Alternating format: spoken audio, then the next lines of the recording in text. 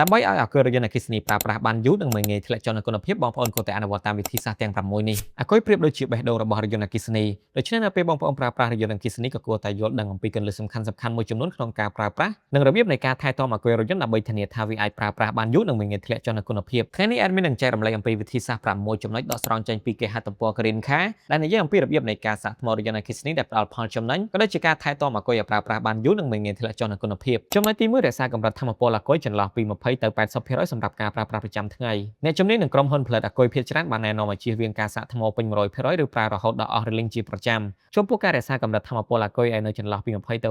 80%គឺវាបានជួយរក្សាថាមពលឲ្យស្ថិតនៅក្នុងកម្រិតកណ្ដាលជួយកាត់បន្ថយសម្ពាធតង់ស្យុងនិងពន្យាការចុះខ្សោយនៃអាគុយហើយពេលដែលស័ក្តិសមក្នុងការសាកថ្មឲ្យពេញ100%គឺនៅពេលបងប្អូនត្រូវធ្វើដំណើរផ្លូវឆ្ងាយឬបើកបរពេញមួយថ្ងៃចំណុចគួរប្រុងប្រយ័ត្នគឺការជៀសវាងការទុកថាមពលថ្មឲ្យធ្លាក់ចុះក្រោម10%ព្រោះវាអាចដាក់សម្ពាធខ្លាំងលើប្រព័ន្ធគ្រប់គ្រងអាគុយបន្ថែមពីនេះរយន្តអគ្គិសនីជាច្រើនមានមុខងារកំណត់កម្រិតសាកថ្មក្នុងរយន្តឬក្នុងកម្មវិធីទូរស័ព្ទដៃបងប្អូនគួរតែកំណត់វាសាកថ្មត្រឹម80%សម្រាប់ការប្រើប្រាស់ប្រចាំថ្ងៃគឺល្អបំផុតចំណុចទី2ប្រើប្រាស់ការសាកថ្មកម្រិតទី1ឬកម្រិតទី2តាមដែលអាចធ្វើទៅបានការសាកកម្រិតទី1ជាមួយថាមពល 120V វាផ្ដល់ជូនរយៈចម្ងាយបើកបរប្រហែល5ទៅ8គីឡូម៉ែត្រក្នុង1ម៉ោងវាស័ក្តិសមបំផុតសម្រាប់ការសាកទុកចោលនៅពេលយប់ការសាកកម្រិតទី2ជាមួយថាមពល 240V ផ្ដល់ជូនរយៈចម្ងាយបើកបរប្រហែល19ទៅ64គីឡូម៉ែត្រក្នុង1ម៉ោងវាគឺជាជម្រើសដ៏ល្អបំផុតសម្រាប់ការសាកថ្មជាប្រចាំនៅផ្ទះនៅកន្លែងធ្វើការឬនៅស្ថានីយ៍សាធារណៈយ៉ាងណាមិញចំពោះការសាកថ្មល្បឿនលឿន DC Fast Charging វាអាចសាកថ្មពី20ទៅ80%ប្រើពេលត្រឹមតែ20ឬទៅ45នាទីអាស្រ័យលើប្រភេទរថយន្តនិងកម្លាំងទូសាកចំពោះការសាកថ្មល្បឿនលឿននេះត្រូវបានរចនាឡើងសម្រាប់ការធ្វើដំណើរផ្លូវឆ្ងាយឬបន្ទាន់តែប៉ុណ្ណោះ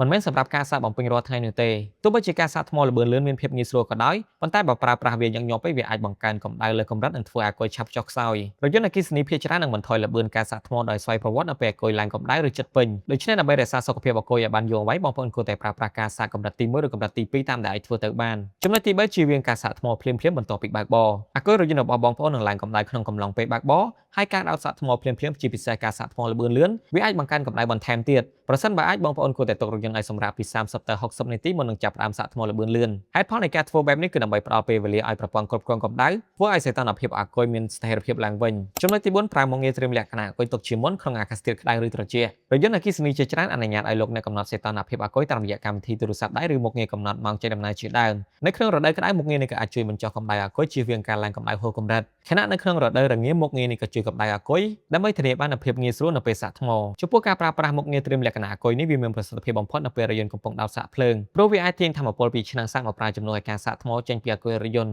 ចំណុចទី5ជៀសវាងការទុកអាគុយឲ្យពេញខ្លាំងឬអស់ក្នុងរយៈពេលយូរការទុកអាគុយនៅកម្រិតពេញ100%ឬអស់រលីង 70% ក្នុងរយៈពេលយូរវានឹងបង្កើនសម្ពាធលើកោសិកាអាគុយជាពិសេសក្នុងលក្ខខណ្ឌសីតុណ្ហភាពក្ដៅខ្លាំងសម្រាប់ការចតចោលយូរប្រសិនបើបងប្អូនត្រូវចោលរយន្តចោលក្នុងរយៈពេល1សប្តាហ៍ឬលើសនេះបងប្អូនគួរតែរក្សាថាមពលអាគុយឲ្យនៅចន្លោះពី40ទៅ60%ចំពោះរយន្តអគ្គិសនីភាគច្រើនមានប្រព័ន្ធគ្រប់គ្រងការបាត់បង់ថាមពលដោយស្វ័យប្រវត្តិដូច្នេះនៅពេលចតចោលយូរហើយមិនបានត្រួតពិនិត្យវាឲ្យទៀងទាត់ការប្រើវិធីសាស្ត្រនេះគឺជាជម្រើសល្អបំផុតចំណុចទី6តាមដានសុខភាពអាគុយនិងប្រវត្តិនៃការសាកថ្មរយន្តអគ្គិសនីមួយចំនួនផ្ដល់នូវការវិភាគលម្អិតអំពីអាគុយតាមរយៈប្រព័ន្ធកំសាន្តឬកម្មវិធីទូរស័ព្ទដៃការតាមដានល្បឿននៃការសាកថ្មនិងការបង្ហាញទិន្នន័យនៃចម្ងាយបើកបរគឺជារឿងដែលបងប្អូនត្រូវតែកត់សម្គាល់ប្រសិនបើមានករណីណាមួយកើតឡើងខុសពីធម្មតាបងប្អូនអាចដឹងភ្លាមៗហើយងាយស្រួលរកដំណោះស្រាយយ៉ាងណាមិញចំពោះចំណុចទាំងអស់នេះគ្រាន់តែជាការចែករំលែកអំពីវិធីសាស្ត្រក្នុងការសាកថ្មរយន្តអគ្គិសនីដើម្បីជួយថែរក្សាអាគុយឲ្យប្រើប្រាស់បានយូរនិងមិនងាយធ្លាក់ចុះនូវគុណភាពប៉ុន្តែយ៉ាងណាមិញអាគុយនីមួយៗរបស់រយន្តអគ្គិសនីគឺមានភាពខុសគ្នាដូច្នេះការថែទាំមានភាពខុសគ្នាខ្លះចំណែកមុខងារកំណត់ផ្សេងៗលើរយន្តក៏អាចខុសគ្នាប៉ុន្តែជារួមបងប្អូនអាចអនុវត្តតាមវិធីសាស្ត្រខាងលើបាន